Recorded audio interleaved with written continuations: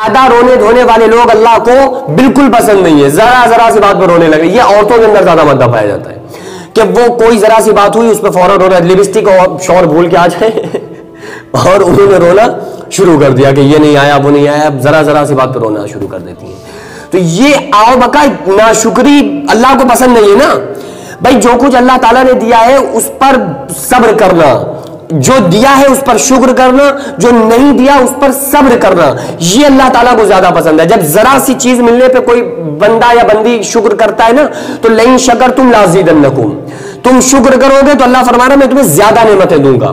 تو شکر کا مادہ ہی نہیں, ذرا سی بات ہوئی رونا شروع کر دیا. اللہ کو اپنے سامنے رونے والا بندہ پسند ہے کہ کوئی بات ہو آپ اللہ کے سامنے آگے رو نا.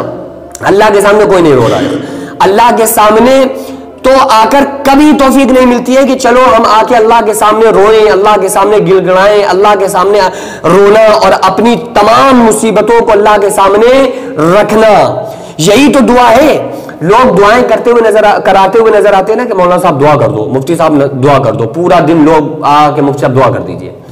دیکھو دعا انسان کسی سے کرانا چاہے تو کرا سکتا ہے, اچھی چیز ہے. اپنے بڑوں اور بزرگوں سے دعا کرانا چاہیے. میں نہیں کہہ رہا کہ نہیں کرانا چاہیے, کرانا چاہیے. لیکن بھائی پیٹ میں درد آپ کے ہے تو دوا آپ کھاؤ گے یا ہمیں کھلاؤ گے؟ دوا کھائے گا آپ کھاؤ گے نا, کیونکہ درد. تو اللہ رب العالمین کے سامنے آ کر اپنی تمام پریشانیوں کو رکھنا, رونا گڑ گڑانا, اللہ کے سامنے پڑ جانا, یہی تو دعا ہے. لوگ سمجھ یہ رہے ہوتے ہیں کہ شاید ہماری دعا اللہ قبول نہیں کرے گا, ہم گناہگار ہیں, یہ مفتی صاحب ہیں, یہ مولانا صاحب ہیں, یہ امام صاحب ہیں, یہ فلاں فلاں, ان کی دعا اللہ تعالیٰ جلدی سن لے گا. دیکھو یہ مت سمجھو اللہ تمہاری دعا قبول نہیں کرے گا. ایک مرتبہ جب حضرت موسیٰ علیہ السلام نے قارون کے لیے بد دعا کی نا کہ اللہ اس کو زمین میں دھسا دے, اور 40 سال کے بعد وہ زمین میں دھسنا شروع ہوا, تو موسیٰ علیہ السلام زمین کو کہہ رہے تھے, زمین کو حکم دے رہے تھے کہ اے زمین اس قارون کو پکڑ لے, گرفت میں لے لے, دھسا دے. تو زمین پھٹی اور قارون زمین کے اندر دھسنا شروع ہو گیا.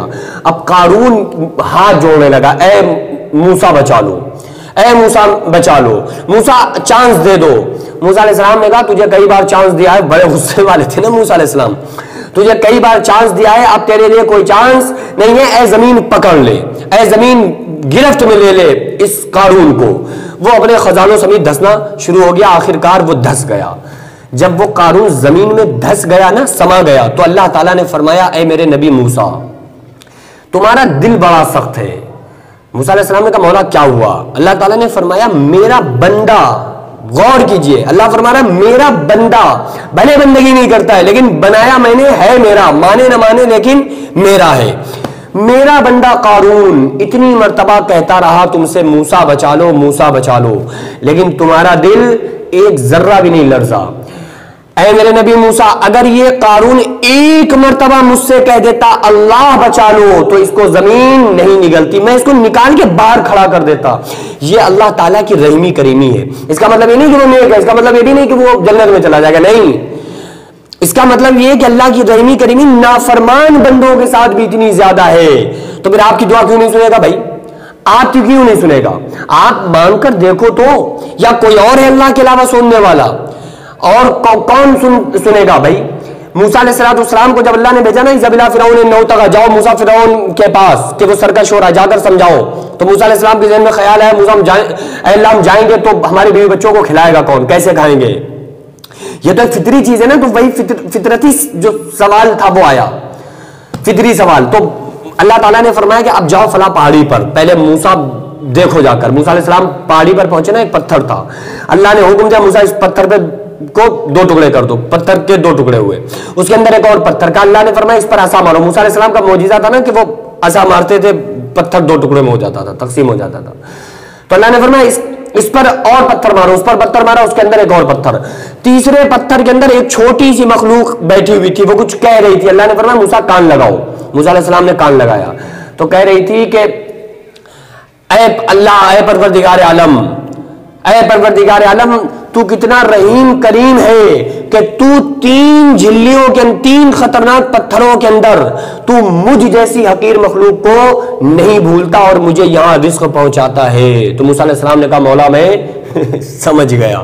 پھر موسیٰ علیہ السلام گئے فرعون کے پاس. تو آپ یہ دیکھو نا کہ اللہ تعالیٰ کیڑے مکوڑوں کو کھلا رہا ہے، ان کی سن نہیں رہا ہے، تو ہماری کیوں نہیں سنے گا؟ لیکن ایک وقت کے لیے ہمیں امتحان میں ڈال دیا کہ تم پر امتحان ہے، تمہیں دیکھے گا پریشانی دے کر، مصیبتیں دے کر، تمہیں آزمائے گا۔ وَلَنَبْلُوَنَّكُمْ بِشَيْءٍ مِّنَ الْخَوْفِ وَالْجُوعِ، اللہ فرما رہا ہم تمہیں آزمائیں گے جان کے نقصان سے، مال کے نقصان سے، پھلوں کے نقصان سے۔ جمے رہو گے تو یہاں بھی تمہارے لیے دنیا بھی سدھر جائے گی اور آخرت میں بھی تمہارا ٹھکانہ جنت ہوگا، اور اگر نہیں جمے رہے، تم نے بے صبری سے کام لیا، صبر کا دامن نہیں تھاما، صبر کا دامن چھوڑ دیا، تو پھر اللہ تعالیٰ کے امتحان میں ناکام ہو جاؤ گے، تو دنیا میں بھی ناکام اور آخرت میں بھی پھر ناکام رہو گے۔